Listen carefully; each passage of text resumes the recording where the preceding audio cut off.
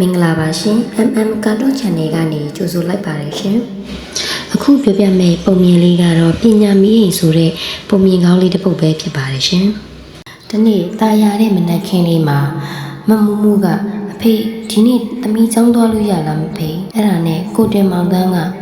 သမီးရဲ့လေအလောက်ကမပြီးသေးဘူးကွာဒီနေ့အဖေနဲ့ကိုလိုက်ရအောင်နော်လို့ပြောလိုက်ပါတယ်အဲ့လိုပြောလိုက်တဲ့အချိန်မှာမမူမူလေးကဝမ်းနေသွားပါတယ်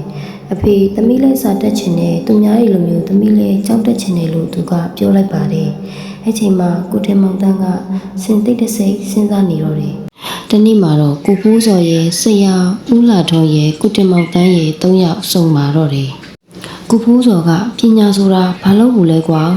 ငါတို့လဲလုံရင်ထမင်းစားနေရတာပဲလို့ပြောလိုက်တယ်ဆရာဦးလာထွန်းကလဲလုံတာတော့မှန်တယ်ဒါပေမဲ့ပညာရှိရင်ဒီလေတွေကိုပို့ပြီးဖြစ်တော့အောင်ကောင်းကောင်းလုပ်နိုင်လိမ့်မယ်လို့သူကပြောတယ်ကိုဖိုးစော်ကစာဖတ်လို့ထမင်းပူစားရလို့လားတဲ့မိလိုက်တယ်ဆရာဦးလာထွန်းကစာမတက်ရင်သူများလိန်နာခံရတတ်တယ်စာတက်ရင်ကိုကဒါတွေကိုအကုန်လုံးသိနေလိမ့်မယ်လို့ပြောလိုက်တယ်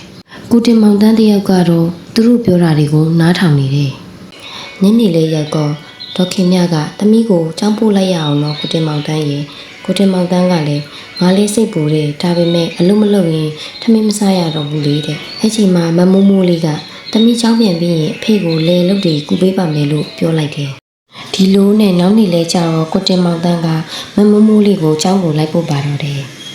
ဆရာဦးလာထွန်းကကလေးတွေကိုပညာသင်ပေးတာဟာရွာရဲ့အနာဂတ်ကိုပို့ပြီးတော့တောက်ပစေပါတယ်လို့ပြောလိုက်တယ်။ကိုတင်မောင်တန်းကဆရာရဲ့ကျွန်တော်တို့လိုဆင်းရဲတဲ့သူတွေကပညာသင်လို့ရမလားလို့မေးလိုက်တယ်။ဆရာဦးလာထွန်းက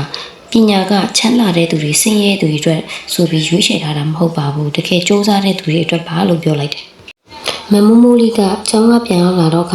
အဖေဒီစာအုပ်ထဲမှာစဘာဆိုင်ကြီးအစ်စ်တွေရေးထားတယ်ဖေလို့ပြောပြလိုက်တယ်။ကိုတင်မောင်တန်းကဟုတ်လားသမီးအဖေကိုဖတ်ပြပါအောင်ဆိုပြီးတော့သူကဖတ်ခိုင်းလိုက်ပါတယ်။ဒါပါနှစ်ယောက်ကအဲ့ချိန်မှာပျော်ရွှင်နေကြပါတော့တယ်။နောက်တစ်နေ့မှာတော့ဆရာဦးလာထွန်းကရွာသားတွေစုပြီးအစည်းအဝေးလုပ်ကြတယ်။ရွာသားတွေကိုပညာသင်ပေးဖို့သင်တန်းလေးလုပ်ကြရအောင်ကိုဖိုးစော်ကပြောတယ်။ကျွန်တော်အရင်ကမယုံခဲ့ပေမဲ့အခုတော့ပညာရဲ့တန်ဖိုးကျွန်တော်နားလည်လာပြီလို့သူကပြောလိုက်တယ်။ညနေခင်းလေးတစ်ခုမှာကိုတင်မောင်တန်းကပညာဆိုတာမိအိမ်ပဲသမီးရဲ့အမောင်ထဲမှာလမ်းပြပေးလိုက်မယ်လို့ပြောလိုက်တယ်။မမိုးမိုးကသမီးစူးစမ်းပြီးတော့ရွာကိုပြန်ကူကြည့်ပါပဲအဖေလို့ပြောလိုက်တယ်။ကလေးတို့ရေပညာဆိုတာလူတစ်ယောက်ရဲ့တန်ဖိုးတမကရွာတစ်ရွာနိုင်ငံတစ်နိုင်ငံလုံးမှာပြောင်းလဲစေနိုင်ပါတယ်။ဒီနေ့အစားပြီးကလေးတို့ကပညာရေးကိုပို့ပြီးဦးစားပေးပြီးစူးစမ်းကြရမယ်နော်။နောက်ထပ်ပုံမြင်ကောင်းလေးတွေကိုတင်ဆက်ပေးဦးမှာမို့လို့ channel လေးကိုလည်း like and subscribe လေးလုပ်ထားပေးပါဦးနော်။